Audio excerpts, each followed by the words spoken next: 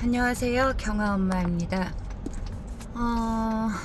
피곤해서 오늘은 뭐 아무 말도 못하겠다 생각을 했는데, 또 아침에 시장 갔다 오니까 몸이 풀리고 지금 동포간선도로 들어가는 입구가 너무 막히네요.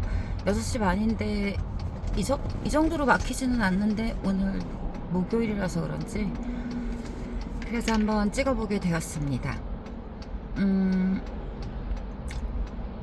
저는 오늘만 일하면 또 이틀 쉬어요. 이번 주는 정말 좀 다만 몇 시간이라도 정말 좀 푹 자고 푹 쉬고 하려고 하는데, 사실 이렇게 약속이 몇 개 있어가지고 될지는 모르겠네요. 그래도 어쨌든 쉬는 날 전날은 마음이 너무 좋습니다. 제가 그 유튜브에 올린 예전에 그 반찬가게 창업의 기초라는 영상을 오랜만에 좀 다시 들었어요, 어제. 왜 들었냐면, 이제 밀핀 대표님이 이제 막상 현장에서 실무를 하시다 보니까 생기는 이제 어려움들이 있으시더라고요. 그래서 거기에 대해서 좀 생각해보면서 내가 예전에 했던 강의가 무슨 내용이었지 생각하면서 다시 이제 들어봤는데, 네, 뭐 큰 틀에서는 아직까지는 기조가 변한 게 없는 것 같아요. 이제 장사를 막상 시작하게 되면, 이제 밀핀 대표님은 약간 다르죠. 장사라고 하기는 그렇고, 애초에 그 스토어 홈페이지 자사몰 그 시스템을 구축하고 그거를 키울 생각으로 하신 거고, 그 수단을 반찬으로 삼은 것 뿐이라 밀핀 대표님이랑은 조금 안 맞지만, 그래도 어쨌든 반찬으로서 뭘 해보려는 사람들에게 조금 도움이 되는 내용이 있을 것 같아서 한번 얘기해 보려고 합니다. 다른 장사도 마찬가지겠지만 내 이상과 현실을 맞춘다는 게 정말 너무너무 어려워요. 내 이상은, 특히나 반찬 가게 같은 경우는 주부님들이 정말 쉽게 생각하시는 경우가 많아요. 집에서 음식 좀 해봤다, 주변에서 맛있다고 하더라, 내가 집들이 할 때마다 막 사람들이 너 반찬 가게 차려라, 뭐 없냐 그러냐, 뭐 학교에 도시락 싸가면 뭐 너무 좋아한다. 근데 솔직히 말씀드리면요, 그거 맛없다고 하겠어요? 내 눈앞에서 차려줬는데 맛없다고 할 수도 없고 또 그 여러 사람이 흥겹게 먹는 분위기라는 것도 분명히 있고요. 그리고 일단 우리나라 성격상 뭐 음식 해서 선물했는데 나는 별로였어, 이런 사람이 없어요. 그래서 굉장히 나의 음식 솜씨에 대해 메타인지가 없이 맛있구나 라고 생각하시는 분들이 상상외로 정말 많고, 특히 50대 넘으신 분들은 그게 굉장히 강해요. 프라이드가 내 음식이 최고야 하는. 근데 강의에도 한번 말씀드렸지만, 이 반찬 가게 또는 영업, 돈을 받고 하는 행위는 내 만족을 추구하는 데가 아니란 말이에요. 손님이 만족을 해야 하는 곳이지, 내가 좋아서 내 취미로, 내가 뭐 꿈이어서, 이거보다는 손님이 좋아하는지 손님이 원하는지를 보고 하셔야 되는데, 제가 반찬 가게 창업을 도와드린 분이 실제로 창업하기까지를 도와드린 분이 한 8분 계시고, 그냥 창업하기 전에 자문 구하겠다고 하시는 분들은 좀 많았고, 그런 분들은 돈을 받지 않았고, 그리고 이제 클래스는 뭐 굉장히 많이 했고요. 근데 그분들 중에 지금 현업으로 하시는 분들 지금 한 4명 계신 것 같아요. 전체 한 100명은 넘게 가르치고 뭐 컨설팅하고 했는데, 지금 남아 계신 분은 한 4분 정도 계십니다. 그 정도로 이상하고 현실하고는 너무 다르고, 이제 한 분은 오픈을 한다고 해서 가봤는데, 뭐 인테리어고 동선이고 이제 다 알아서 하시겠다고 해서 갔는데, 저는 무슨 꽃집인 줄 알았어요. 반찬 가게인데 이제 본인이 가게에 오래 있을 거라고 생각하고 본인이 좋아하는 화분을 진짜 한 20개는 갖다 놨더라고요. 그거 보고 막 카페 테이블 같은 자리도 만들어 놓고 저 그거 보고 정말 할 말 하안이었습니다. 그 뭐 화분에 날파리 생기는 것도 물론이거니와 손님들이 그 아내가 뭐 하는 데인지를 알 수가 없는 거예요. 반찬 가게면 반찬 가게라는 인식을 확 줘야 되는데 저게 꽃집이야 반찬 가게가 맞아? 막 이런 느낌이 들 정도로 과다하게 꽃장식을 해놓고 주방은 코딱지만하게 만들어 놓고 이제 홀에 카페 테이블에서 이제 반찬 조리 다 하고 우아하게 화분 보면서 커피 마시면서 이제 손님 오면 어서 오세요 뭐 이런 걸 그리셨겠죠. 근데 이제 실제로는 주방에서는 벗어나지도 못하지, 손님은 안 오지, 음식은 안 팔리지. 그 집 폐기율이 정말 엄청났던 기억이 나고, 한 넉 달 하셨어요. 넉 달 하셨는데 이제 인테리어를 워낙 그렇게 카페같이 해나가가지고 카페로 이제 권리금을 그래도 시설비 정도는 받고 넘기셨고 아무튼 저 음식 잘한다는 소리 많이 들어요. 저 평가 받아보고 싶어요. 이렇게 오시는 분들 중에 버티시는 분 거의 못 봤어요. 진짜 특히 그런 마인드로 오시는 분들은 한 번도 못 봤고, 집에서 음식 잘한다는 소리 듣고 와서 하신 분들, 그런 분들은 못 봤고, 그래서 버티는 분들은 계세요. 나 이거 진짜 생계다, 이거 아니면 나 죽는다, 우리 남편 아프고 우리 애들 대학생이고 애들도 한 명이 아프다, 뭐 정말 나 막 어렵다, 식당에서 일도 여러 번 해봤다, 이러시는 분들은 버티세요. 제가 그 네 분 버티고 계신다는 분 중에 한 분은 그런 분이시고 완전 생계형이시고, 이제 한 분은 그 부산 손맛 반찬 사장님, 이분은 작은 가게에서 워낙 이제 음식 맛이 좋으셔가지고 크게 확장한 케이스고, 그리고 두 분 제가 예전에 막 한참 자신감에 막 어깨에 뻥 차 있을 때, 막 한 달에 막 몇천씩 벌 때, 그때 반찬 가게 카톡방을 여러 개 만들었었는데 거기에 남아 계신 분들 중 두 분, 그분들은 그 지역에서는 굉장히 거의 탑급 반찬 가게들을 하시고 정말 잘하시고, 한 분은 정말 예쁘고 정성스럽게 잘하시는데 소규모로만 하세요. 그거는 그분의 주관이시고, 또 한 분은 정말 일을 빠르고 일머리가 끝내주는 분인데 그분은 대량으로 하시고, 뭐 그런 차이가 있는데, 하여튼 그 네 분 받고 그 외에는 뭐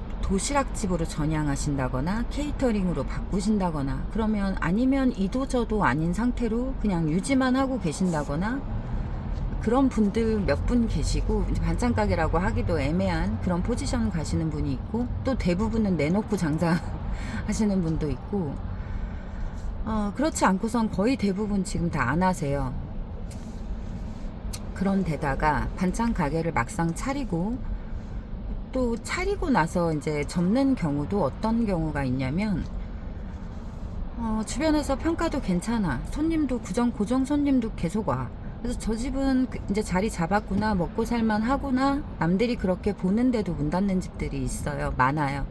근데 그런 데는 주인이 타협을 못 하는 거예요. 식재료를 식재료를 싼 거 쓰고 싶지 않고, 근데 이제 손님들의 가격 저항선이 있고, 그래서 돈을 남기지 못해서 괜찮게 되는데 버티지 못하는 집들이 의외로 많고요.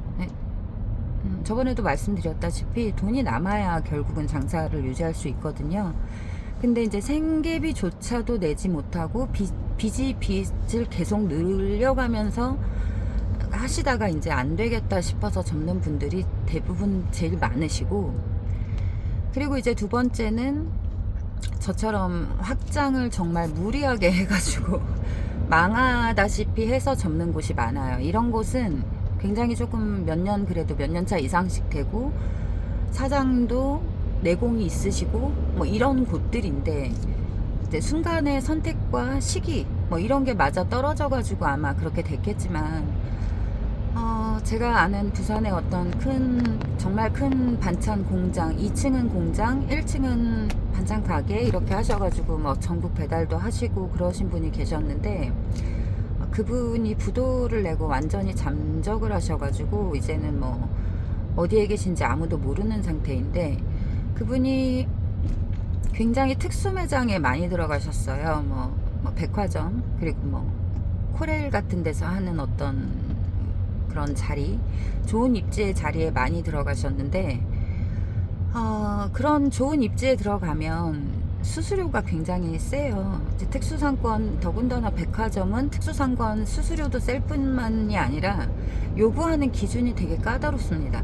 저 롯데 들어갔을 때까지만 해도 그때는 조금, 거기는 이제 백화점도 아니고 이제 마트다 보니까 조금 약했겠지만, 백화점은 복장부터 직원의 필수 규정, 직원이 몇 명 이상 반드시 상주해야 된다.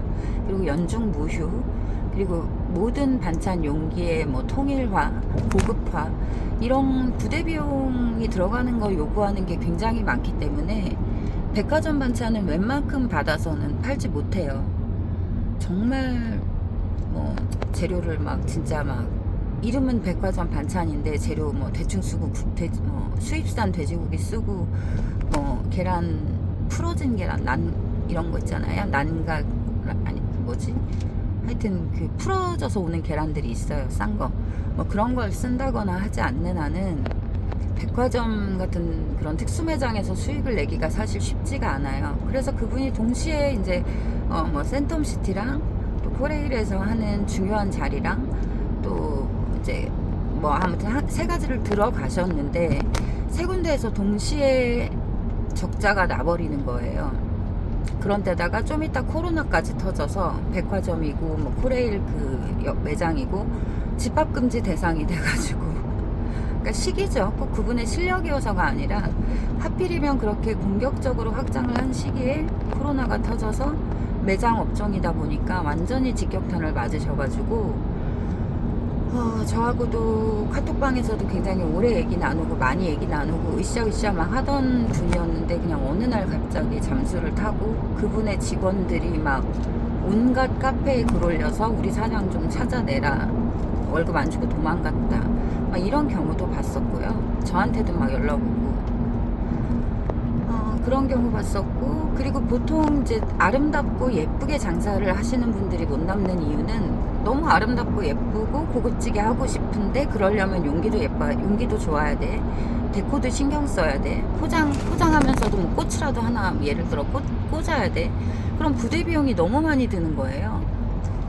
근데 동네 사람들이 뭐 정말 뭐 반포 원베일리 같은 데에서만 팔겠다 그러면은 그 손님들이 다 거기 사신다, 그러면은 가격 저항선이 없을 수 있겠지만 대부분이 그렇지 않기 때문에 남는 게 없어서 접는 경우가 정말 많습니다.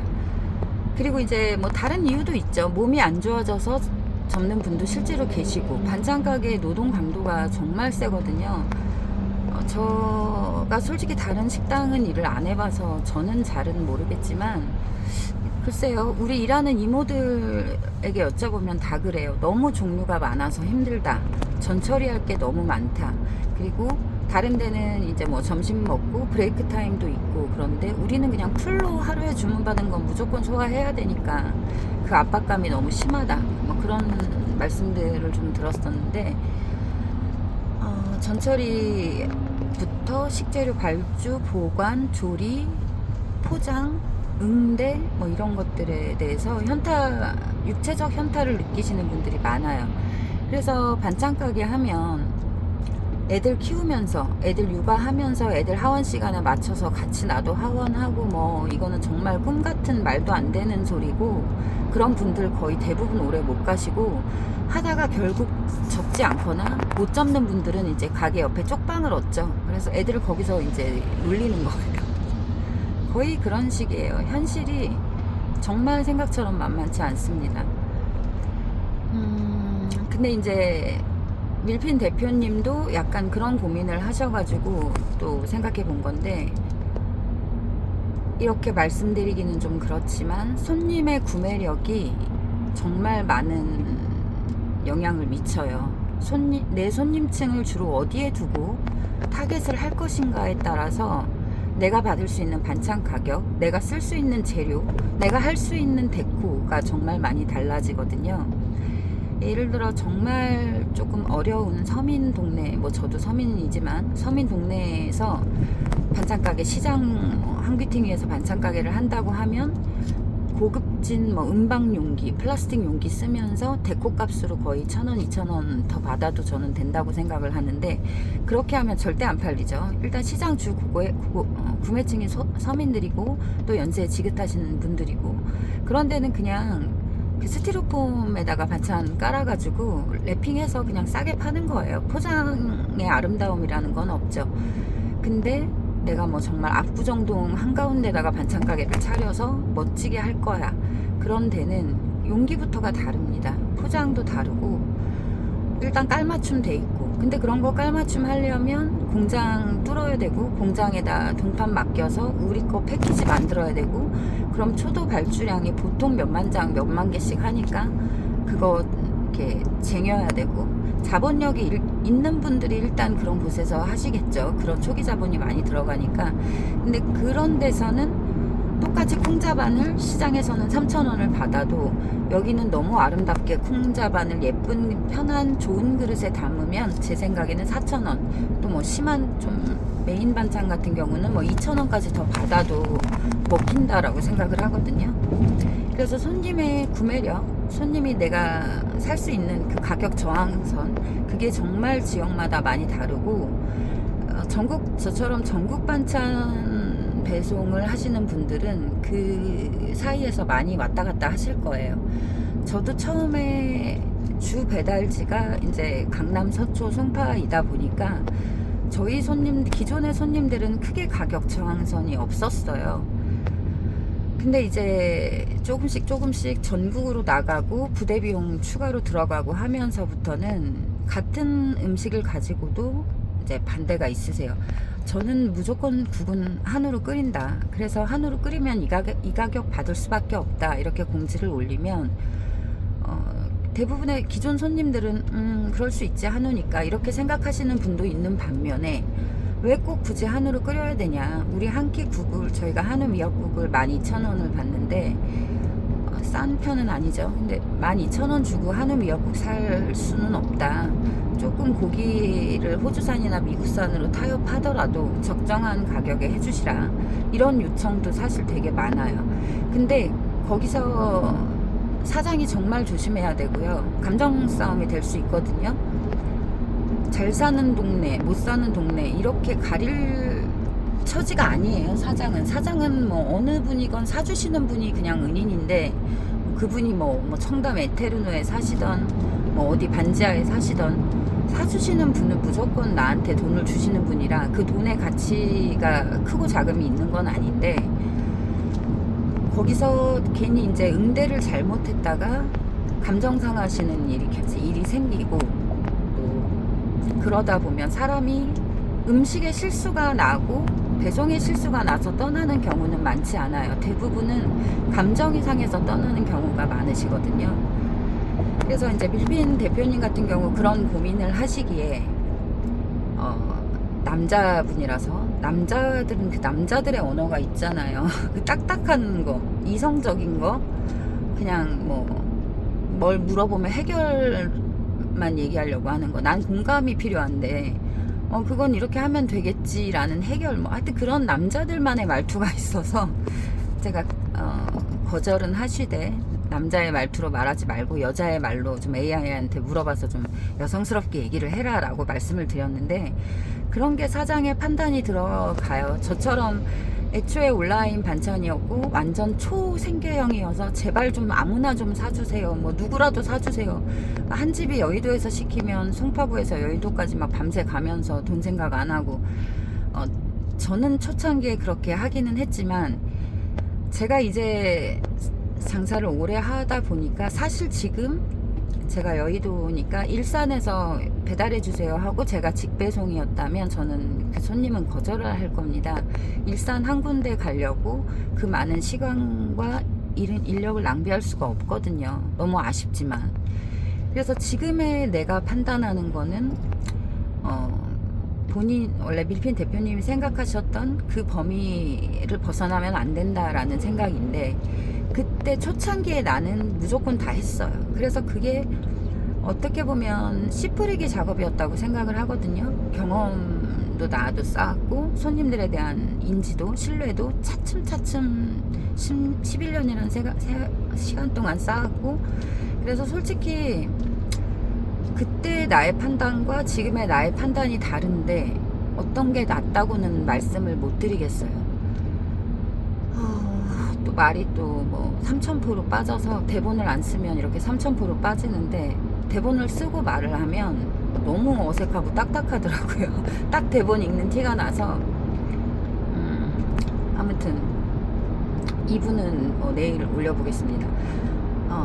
제가 조직 생활을 하면서 느낀 거, 남자들과 여자들의 차이점, 또 저라는 성향이 조직을 이끌어가는데 과연 적합한가, 조직을 이끄는 성향은 어떤 성향이어야 하는가, 답이 없는 것들, 답을 저도 아직도 모르겠는 것들, 뭐 그런 얘기도 해볼 거고, 사장의 가치관이 들어가야 될 때 사장은 어떤 선택을 해야 하는가, 효율인가, 가치인가, 뭐 이런 것들에 대해서 한번 다시 얘기를 해보겠습니다. 피곤해서 목이 아침부터 잠기네요. 네, 감사합니다.